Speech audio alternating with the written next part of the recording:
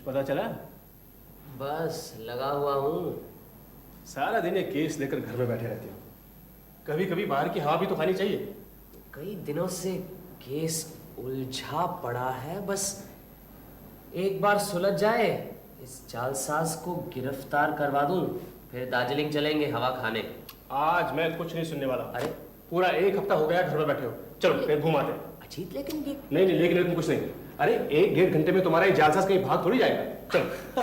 अच्छा चलो।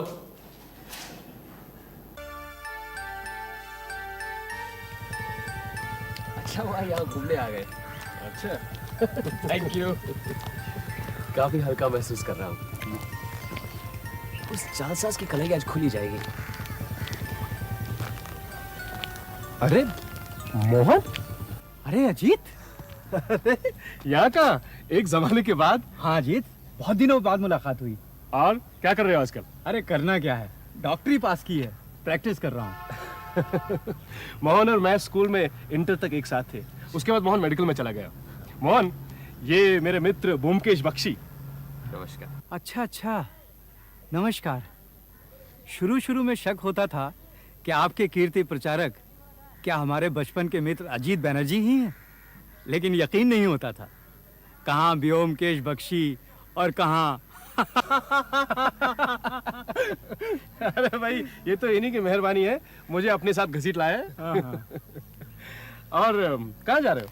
बस यूं ही जरा, वैसे कोई खास जल्दी नहीं है। अरे तो फिर चलो एक साथ थोड़ी सी हवा खा लेते हैं। हाँ आओ। चलो। और रहते कहाँ हो? पहले तुम बाग बाजार रहते थे ना? हाँ, अब इधर ही रहता हूँ, पूर्णदास रोड पर। अच्छा। कभी आओ ना, आप भी आइए ना। अरे ब्योमकेश को फुर्सत कहाँ है? आज तो इन्हें बड़ी मुश्किल से घर से घसीट के लाया हूँ मैं।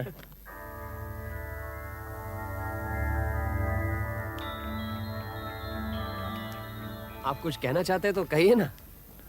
वो सोचा इतनी छोटी सी बात के लिए आप जैसे व्यस्त आदमी को क्या परेशान करूं। अरे कहो ना, क्या बात है? कम से कम कुछ दिनों के लिए इन्हें उस जालसाज से छुटकारा तो मिल जाएगा। कौन जालसाज? है कोई, लेकिन बहुत परेशान कर रहा है। तुम कहो क्या बात है? मेरी बात सुनकर ब्योमकेश बाबू हंसेंगे। अगर हंसने की बात होगी तो जरूर हंसेंगे। मुझे लगता है आप किसी समस्या को लेकर उलझे हुए हैं, कोई हल ढूंढ रहे हैं जो मिल नहीं रहा। आपने बिल्कुल ठीक कहा।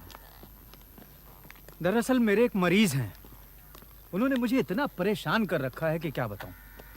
मुझे ही क्या, सारे घर वालों को तंग कर रखा है, किसी की कुछ सुनते ही नहीं। मोहन, ऐसा करते हैं, वहां वो बेंच है ना, उस पर बैठते हैं। वहां बैठ के तुम सब कुछ खुल के कहो। आओ ब्योमकेश। हाँ, आप बोलो। यहाँ के एक बहुत बड़े रईस हैं, महीने में करीबन 40,000 की आमदनी है, और भी चारों तरफ बहुत जायदाद है। इसी परिवार के कर्णधार हैं नंद दुलाल बाबू, यानी मेरे मरीज। अब 55 के होंगे, लेकिन देखने में 70 के लगते हैं। जैसे जैसे उम्र बढ़ती जा रही है, वैसे वैसे चिड़चिड़े, बददिमाग, उजड़ और कुरूर होते जा रहे हैं। सच, इतना नीच स्वभाव का आदमी मैंने कभी नहीं देखा।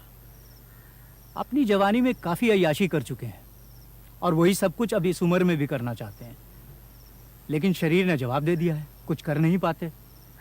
इसलिए सारी दुनिया से नाराज हैं, और अब बिस्तर में पड़े रहते हैं, चलने फिरने की भी ताकत नहीं रही।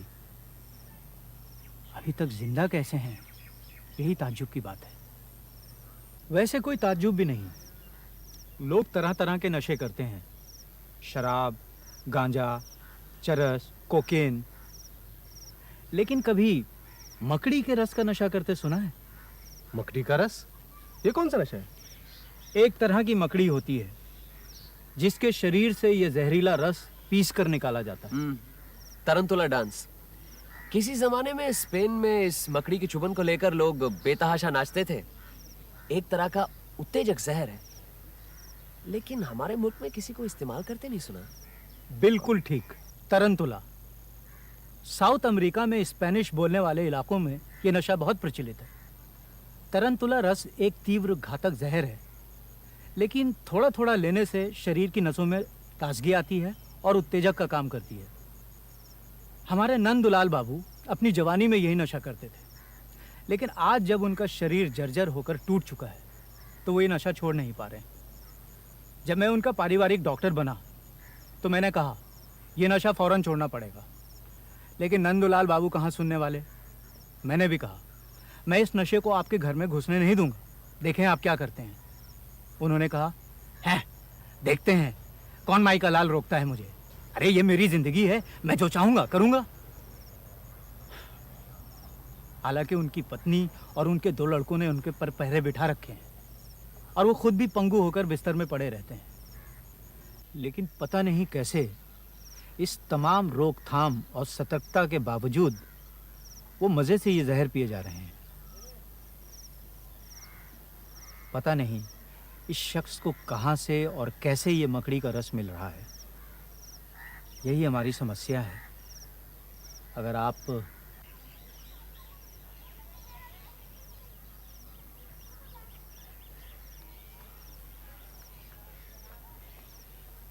अजीत, चलो घर चलते हैं। एक पॉइंट सूझा है, वो अगर लग जाए तो उस जालसाज का मामला सुलझ सकता है। क्या बात है? मोहन की कहानी ठीक से सुनी भी नहीं। अरे सुनूंगा क्यों नहीं, इंटरेस्टिंग है, कठिन समस्या भी है, लेकिन वो जालसाजी का मामला जब तक सुलझ न जाए तब तक कोई बात नहीं व्योमकेश बाबू, मैं जानता हूँ आपको छोटे छोटे केस में उलझाना उचित नहीं है, लेकिन क्या करूँ। सोचता हूँ कि एक मरीज की मदद करूँ तो उसकी जान बच सकती है। कोई भी इंसान, वो कितना भी पापी क्यों ना हो, अगर हमारी आंखों के सामने बूंद बूंद जहर पीकर खुदकुशी कर रहा हो और ये सब जानते हुए भी हम कुछ ना करें, तो इससे ज्यादा अफसोस की बात और क्या हो सकती है। कम से कम मेरे लिए तो है ही। मैंने ये तो नहीं कहा कि मैं केस नहीं लूंगा, लेकिन इसे समझने के लिए कुछ समय भी तो चाहिए। और फिर एक बार नंदुलाल बाबू से मिलना भी बहुत जरूरी है। प्रतिष्ठित आदमी हैं, हम उन्हें इस दुनिया से आसानी से गुजरने नहीं देंगे। आप बेफिक्र रहिए, लेकिन इस समय मेरा घर जाना बहुत जरूरी है। आप इसलिए उन्हें 1-2 दिन और जहर पीने दीजिए, फिर मैं उनकी खबर लेता हूँ। ठीक है, यही सही। आप कब आ सकते हैं बता दीजिए, मैं कार भिजवा दूंगा। अच्छा, एक काम करते हैं, अजीत आपके साथ चला जाता है, वो नंदुलाल बाबू से मिल लेगा, मैं बाद में उससे सब कुछ पूछ लूंगा, फिर बाद में बताता हूं क्या करना है। अजीत आपके बचपन का दोस्त है, इसीलिए शायद आपको लग रहा है कि वो क्या करेगा, लेकिन ऐसी कोई बात नहीं है, आप बेफिक्र रहिए।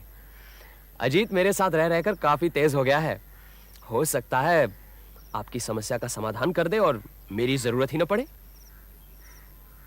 ठीक है, अजीत को ही लिए जाता हूँ, लेकिन अगर अजीत कुछ नहीं कर पाया तो? अरे फिर मैं तो हूं ही ना। अजीत, हाँ, सब कुछ ध्यान से देखना, कहाँ रहते हैं, कौन मिलने आता है, क्या कहता है, सब नोट कर लेना, ठीक है? अब मुझ पर विश्वास किया है तो देखना, कुछ करके दिखाऊंगा। आखिर इतने दिन तुम्हारे साथ रहा हूँ, कुछ तो सीखा ही होगा। अच्छा, अब आप दोनों जाइए, मैं घर पर ही हूँ, इंतजार करूंगा। ठीक है, आओ जी।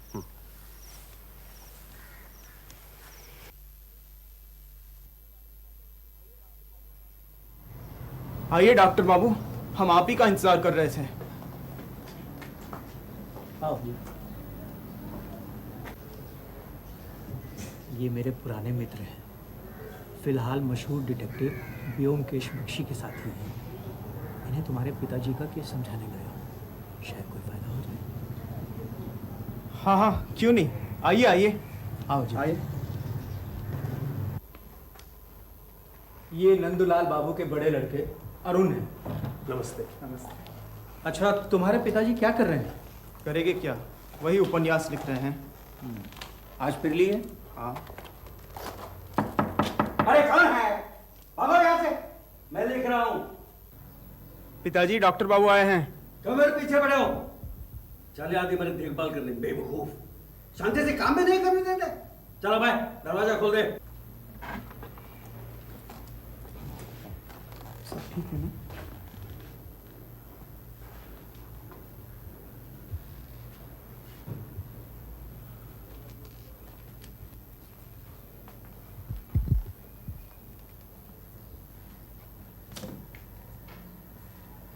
ये क्या लिख रहे हैं? अबे डॉक्टर, किसको पकड़ के लाए? पूछते हैं मैं क्या लिख रहा हूं। कोई नहीं, मेरे एक पुराने मित्र हैं।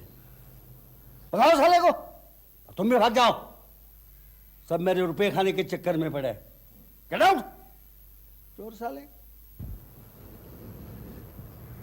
तुम उधर बैठ जाओ और जो कुछ नोट करना चाहो नोट कर लो। बाद में अगर कुछ पूछना चाहो तो पूछ लो। ओके?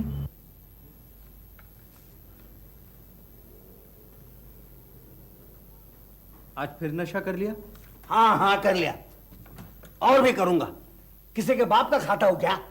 अरे इसमें आपका ही नुकसान है नंदुलाल बाबू, हैं? किसी और का नहीं।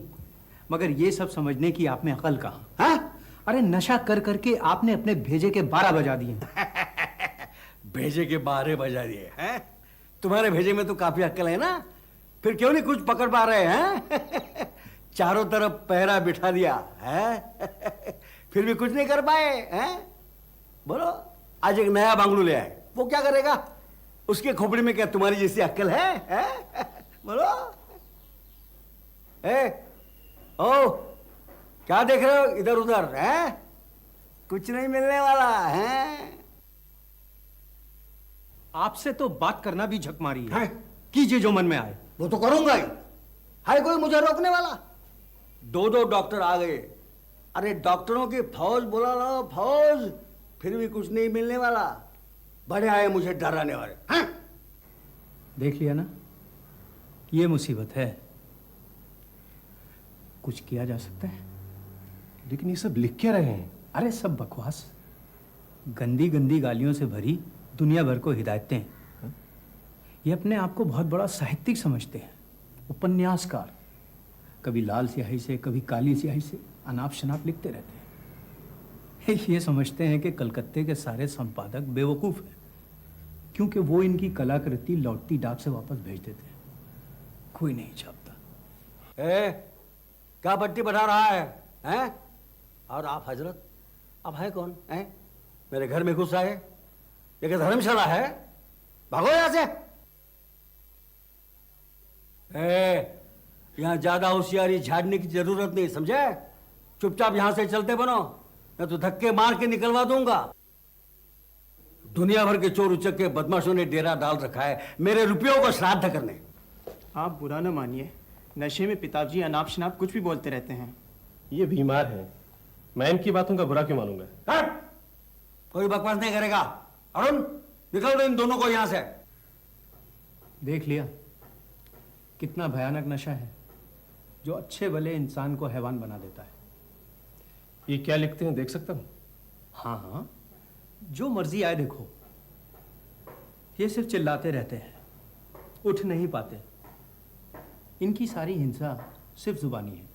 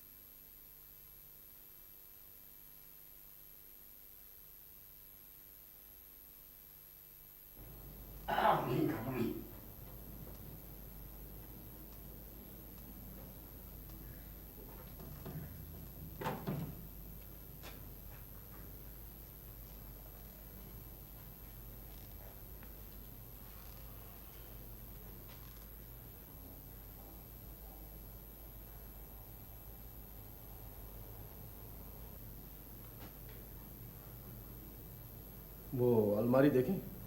हाँ हाँ, चलो ना।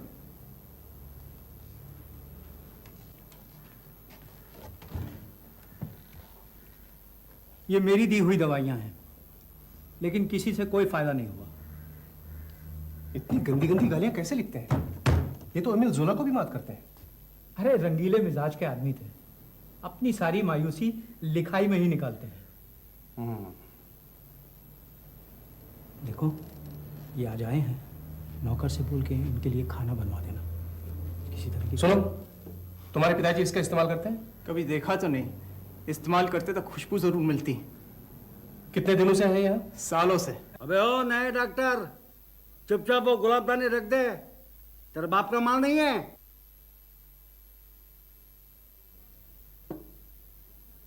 ये भी मालूम है, ये गुलाबदानी बादशाह शाहजहां के जमाने की है। हाँ, अच्छा थोड़ा ले लो और भागो यहां से।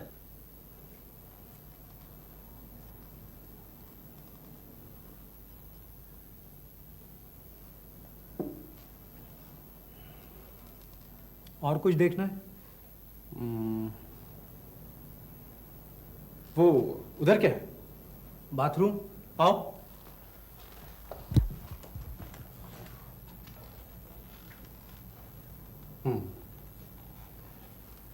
मुझे कुछ सवालों के जवाब चाहिए। कुछ छुपाइएगा नहीं। नहीं, पूछिए। आपने नंदलाल बाबू पर पूरी तरह से निगरानी रखी है? जी। 24 घंटे? जी। हाँ। निगरानी कौन कौन रखता है? अरुण, इसका छोटा भाई और माताजी बारी बारी से पिताजी के साथ रहते हैं। नौकर या किसी को उनके नजदीक आने नहीं देते। किसी ने उन्हें नशा करते नहीं देखा? नहीं, देखा तो नहीं, लेकिन जब नशा कर लेते हैं तो पता चल जाता है कि नशे में है। लेकिन कब और कैसे नशा करते हैं नहीं मालूम। यही तो मुसीबत है, कब करते हैं और कैसे करते हैं कुछ पता नहीं चलता। पहले सोचा बाथरूम में रखा होगा, वहाँ ले लेते होंगे, लेकिन बाथरूम के कोने कोने की तलाशी ले ली, वहाँ कुछ भी नहीं मिला। और फिर क्या बाथरूम भी अकेले थोड़ी जाते हैं, कोई ना कोई हमेशा साथ ही रहता है। नशे की चीज कैसी है, किसी ने कभी देखा है? पहले जब खुलेआम पीते थे तब देखा था। पानी या शरबत के ग्लास में 2-3 बूंद डालकर पीते थे। उस जैसी कोई चीज घर में है क्या? हमने घर की सारी तलाशी ले ली, कहीं भी कुछ नहीं मिला। फिर उन्हें ये नशा मिलता कैसे है? क्या पता, यही तो मिस्ट्री है। अच्छा, आप तीनों के अलावा इस घर में कोई और आता है? कोई नहीं, डॉक्टर बाबू के अलावा।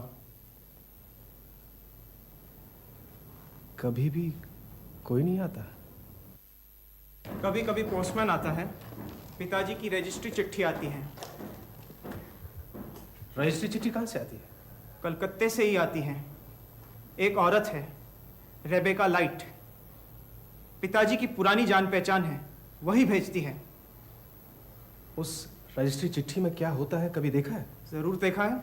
लिफाफे में 1 या 2 दस्ता सफ़ेद फुल स्केप कागज़ रहता है। जो कागज़ अभी अभी उनके बिस्तर पर बिखरे पड़े थे ना, उसी पर लिखते रहते हैं। 1 या 2 दस्ता? इनके चारों तरफ तो रिम के रिम कागज पड़े रहते हैं। हाँ हाँ, मगर ये रजिस्ट्री हर हफ्ते या 10 दिन में आती रहती है। अच्छा, इस रजिस्ट्री का लिफाफा है आपके पास? वो तो हम फेंक देते हैं, फिर भी देखता हूँ। ये औरत जो ये रजिस्ट्री भेजती है, कभी मिले हो इससे? अरे उनकी पुरानी गर्लफ्रेंड है, उससे क्या मिलना। सभी जानते हैं इन दोनों के बारे में। अब तक रुपया भेजते रहते हैं उसके पास। कैसे? जब चल फिर सकते थे तो खुद जाकर दे आते थे, अब खुलेआम मनी ऑर्डर भेजते हैं। 100 रुपया महीना। बतौर पेंशन? हाँ, यूं ही समझ लो। अच्छा, ये औरत रहती कहाँ है? यहीं ओल्ड पोस्ट ऑफिस रोड पर।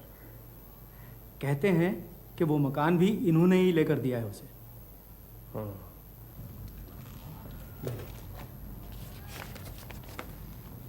Miss Rebecca light. अच्छा, मैं अगर इस औरत से मिलूं तो तुम्हें कोई ऐतराज तो नहीं? नहीं नहीं, शौक से मिलो, लेकिन ये नशीली चीज़ें वहाँ से नहीं आती हैं, ये हमने पता लगा लिया है। फिर भी अच्छा, तुम्हें पूरा यकीन है कि इस लिफाफे में सफ़ेद कागजों के अलावा और कुछ नहीं होता? चिट्ठी पहले यही खोलते हैं, अच्छी तरह से देख लेते हैं, और फिर वही चिट्ठी खुली हुई पोस्टमैन लेकर अंदर जाता है और रसीद पर दस्तखत करा लेता है। हर बार आप ही खोलते हैं? जी हाँ, हर बार। ये चिट्ठी कब से आती है? तकरीबन पिछले 6 महीने से, या यूं समझ लो जब से इनके पिताजी ने खाट पकड़ी है।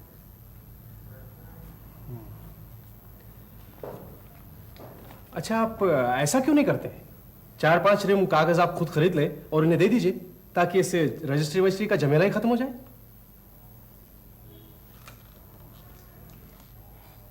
अरुण चला गया शर्म से।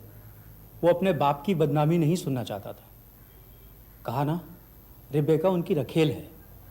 स्वीडन का स्पेशल कागज मंगवाने के बहाने उसे रुपया भेजते हैं, ताकि घर में कोई झमेला ना हो। क्या वाकई में ये कागज स्वीडन का है? क्या मालूम? अच्छा, इस कागज का एक सैंपल मिल सकता है? अरे एक क्या, चाहो तो पूरा रीम ले जाओ। इस घर में अगर किसी चीज की ज्यादती है तो बस इस कागज की। मुझे तो लगता है हर छठे दिन आ जाते हैं ये कागज। और कुछ पूछना चाहते हो? नहीं, फिलहाल तो कुछ नहीं। मैं जरा ब्योमकेश से मशवरा करता हूँ, उसके बाद तुम्हें बताता हूँ। ठीक है, मैं 9 और 12 के बीच यहाँ रहता हूँ। टेलीफोन नंबर लिख लेना, जैसा हो मुझे बताना। ठीक है।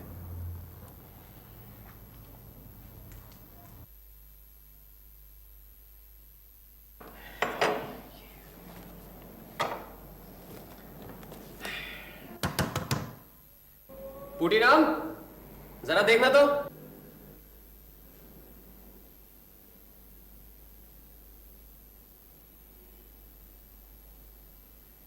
क्या कर रहा है? अजीत आया, खोल।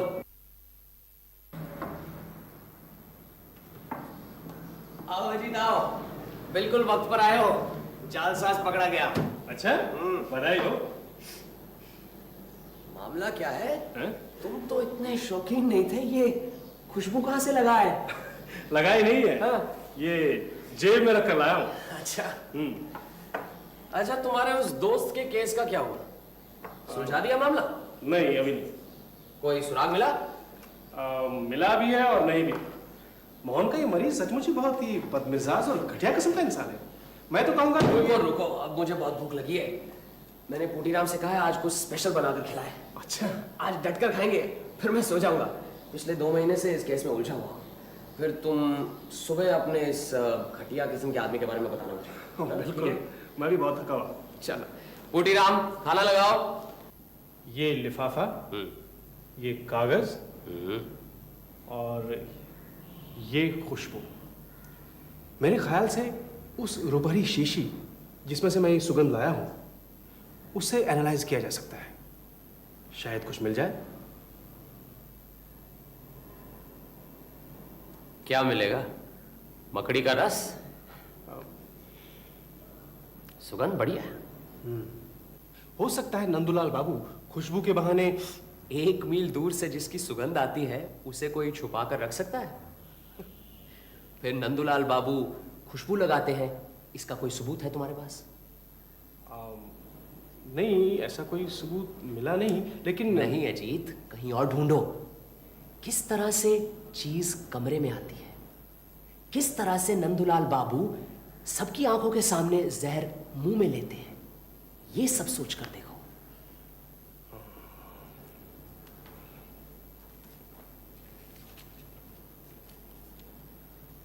हाँ, क्या कुछ पता चला? मुझे लगता है कि मकड़ी के रस का रहस्य पता चल गया। वेरी गुड, बताओ। मैंने नंदूलाल बाबू के कमरे में चारों तरफ बड़े बड़े मकड़ी के जाले देखे। मुझे लगता है कि मकड़ियां वो पकड़ पकड़ कर खाते हैं। You are a genius Ajit बबुआ। दीवार की मकड़ी खाने से कोई नशा नहीं होगा, बल्कि सारे शरीर में फुंसियां निकल आएंगी। ये तो है। हाँ, ये लिफाफा। चलो उस औरत से मिलते हैं, क्या पता वहां से कुछ पता चले। मिल सकते हैं, लेकिन अगर उसे कुछ मालूम भी होगा तो वो बताने वाली नहीं है। उनकी पुरानी दोस्ती है, क्या दोस्ती नहीं निभाएगी?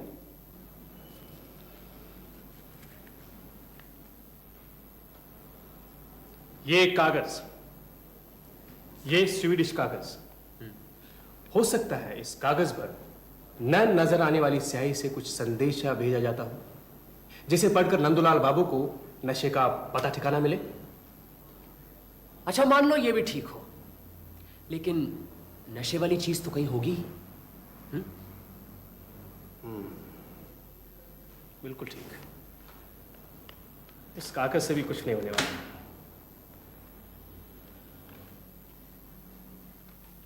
मुझे तो इस कागज से ही साफ पता लग रहा है कि कहां से चीज आती है और कैसे नंदुलाल बाबू नशा करते हैं।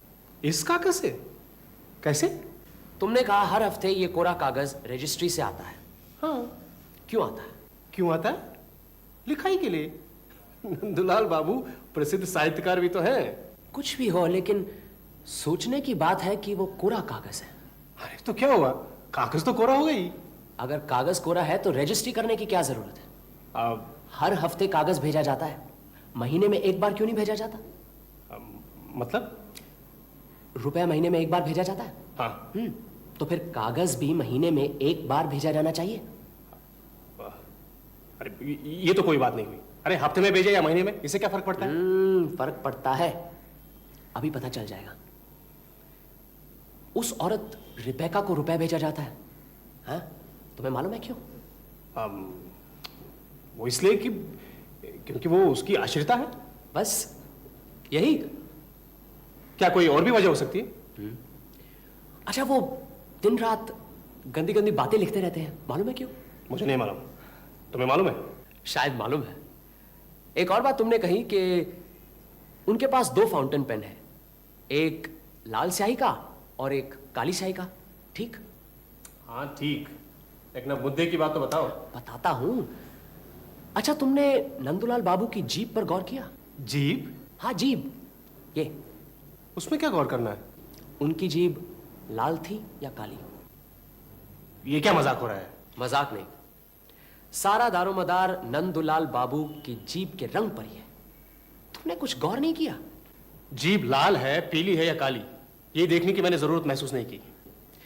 तुम्हारे सारे ब्यौरे सुनने के बाद मुझे तो लगता है कि यही जानना सबसे ज्यादा जरूरी है।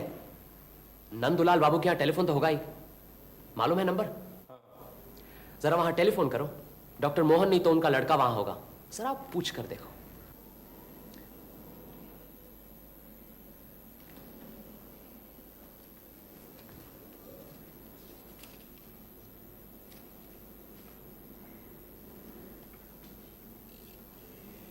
अब जीभ लाल ही सही, पान खाने से जीभ लाल नहीं होगी तो और क्या होगा? हेलो मोहन, मैं अजीत बोल रहा हूँ। हाँ अजीत, बोलो। मैं तुम्हारे ही फोन का इंतजार कर रहा था। लाओ मुझे दो। नमस्कार डॉक्टर मोहन, मैं बोमकेश बोल रहा हूं। हाँ, मुझे यह जानना है कि हमारे नंदुलाल बाबू की जीभ लाल रहती है? हाँ, जीभ। हाँ हाँ, उनकी जीभ हमेशा लाल रहती है। नहीं नहीं, पान बिल्कुल नहीं खाते, लेकिन फिर भी जीभ हमेशा लाल रहती है। कह रहे हैं नंदुलाल बाबू की जीभ हमेशा लाल रहती है और वो पान नहीं खाते। आप ठीक कह रहे हैं? बिल्कुल। वैसे मेडिकली कोई डर की बात नहीं है। आपकी पहेली का जवाब मिल गया जी। आज अजीत ने ही गुत्थी सुलझाई है, मैंने तो बस थोड़ी सी मदद की है। मैं अपनी जालसाजी के मामले में फंसा हुआ था, इसलिए आपके साथ कल आ नहीं पाया। हाँ, नहीं नहीं, कुछ खास करने की जरूरत नहीं, सिर्फ उनके कमरे से उनकी लाल स्याही वाला फाउंटेन पेन हटा दीजिए या तो फिर छुपा दीजिए। जी बिल्कुल। अजीत को धन्यवाद कहूं? तुम्हें बहुत बहुत धन्यवाद दे रहे हैं तुम्हारे मित्र। कह दिया जी। हाँ, कह रहा है नो मेंशन। मैंने कहा था ना, मेरे साथ रहते रहते अजीत काफी तेज हो गया है। अरे ये क्या कर रहे हो? चलो नंदुलाल बाबू के यहाँ जाना है। क्यों? अरे देखोगे नहीं, पकड़े जाने पर चोर क्या धमाल करता है। चलो चलो चलो चलो चलो चलो चलो, जल्दी करो।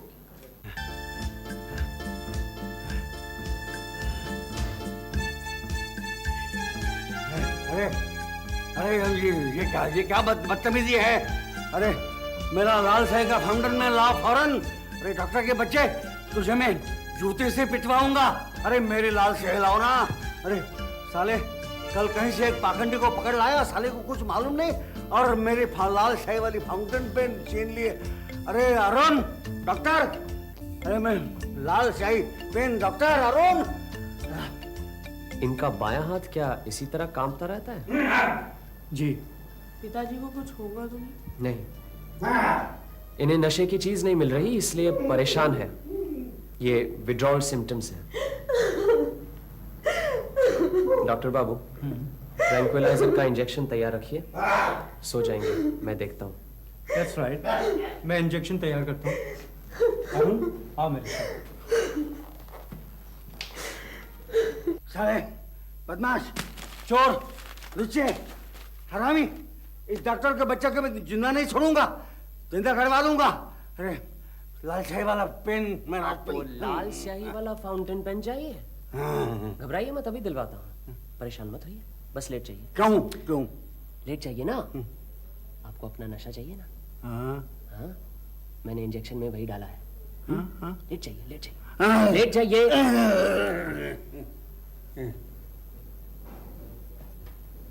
डॉक्टर मोहन,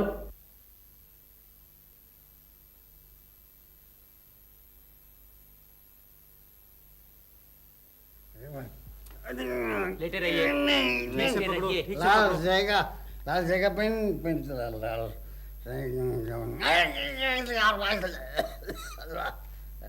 लाल जाएगा लाल पेन लाल शाही।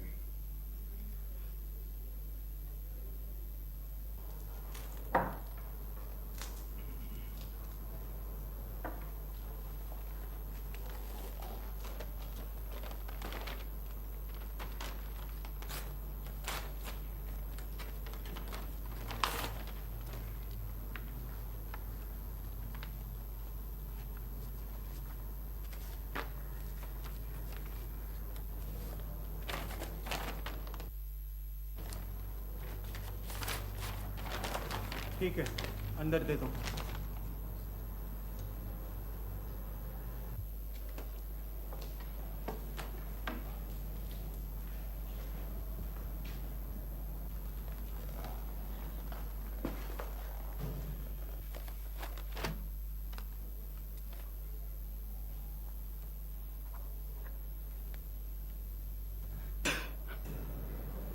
कब से चल रहा है ये सब? हुजूर हुजूर मैं बहुत गरीब आदमी हूँ हुजूर। इस गरीब आदमी को कितने रुपए मिलते हैं इस काम के? जी 20 रुपए। कौन देता है? जी ओल्ड पोस्ट ऑफिस रोड के पास एक औरत रहती है हुजूर। और इस गरीब आदमी को पोस्ट ऑफिस से रिटायर हुए कितना समय हुआ? करीबन करीबन 2 साल हो गए हुजूर। मैं बाल बच्चे वाला आदमी हूँ हुजूर। हुजूर मेरी लड़की की शादी करनी थी हुजूर। अजीत, पुलिस को खबर कर दो। हुजूर मैं मर जाऊंगा हुजूर। नहीं मैं मर मरोगे। जाऊंगा। पुलिस को साफ साफ सब कुछ बता दो, मैं तुम्हें छुड़ा दूंगा। जाओ उधर जाके खड़े हो जाओ। अच्छा मालिक। अजीत, जरा नंदूलाल बाबू को वापस अपनी जगह पर सुला दो। आओ।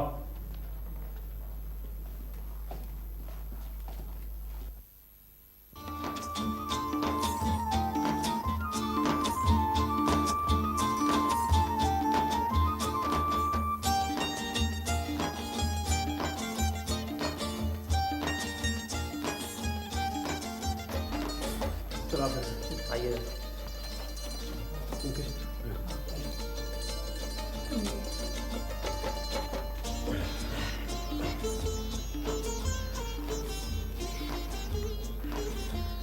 बस अब इन्हें जल्दी होश आ जाएगा। अच्छा हुआ पोस्टमैन आज ही आ गया।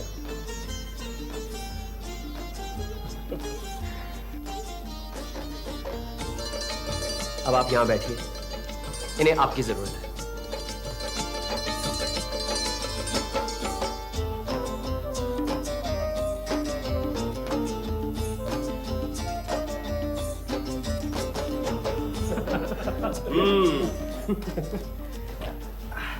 भाई एक बात बताओ, ये सब पता कैसे चला?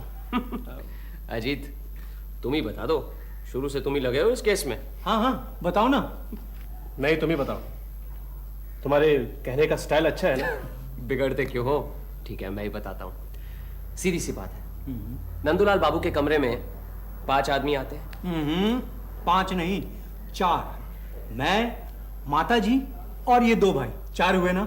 जी नहीं, 4 नहीं, 5। 5वां आदमी वो रजिस्टर्ड पार्सल लाने वाला पोस्टमैन। अब ये तो साफ जाहिर है कि उन 4 में से किसी ने नंदलाल बाबू को जहर तो नहीं दिया, इसीलिए सारा शक उस 5वें आदमी पर यानी कि पोस्टमैन पर पड़ता है। आप लोग ने लिफाफे की तहकीकात की, कोरे कागजों को उलट पुलट कर देखा, आप लोग समझते थे कि जरूर उस लिफाफे में ही कुछ होगा, लेकिन ऐसा नहीं है। असल में जहर पहुंचाने वाला लिफाफा नहीं, बल्कि उस पोस्टमैन का फाउंटेन पेन था। रजिस्ट्री करके कोरे कागज भेजने का मकसद ही यही था, ताकि वो पोस्टमैन नंदूलाल बाबू के कमरे में दाखिल हो सके। एक और गलतफहमी थी। आप सबको शक था उस औरत पर, जहां रुपया भेजा जाता था बतौर उसके पेंशन के। असल में मनी ऑर्डर भेजा जाता था मकड़ी के रस की कीमत और पोस्टमैन की फीस चुकाने के लिए। और नंदूलाल बाबू को लिखने का कोई शौक नहीं था, वो लिखते थे ताकि उनका नशा उनके पास रहे। जब जी चाहा लिखते लिखते लाल स्याही वाले कलम से थोड़ा सा चूस लिया, बस हो गया नशा। बहुत बहुत धन्यवाद व्योमकेश बाबू। उस दिन अचानक अगर आपसे मुलाकात नहीं होती तो हम तो ये रहस्य कभी नहीं जान पाते। ऐसा ही होता।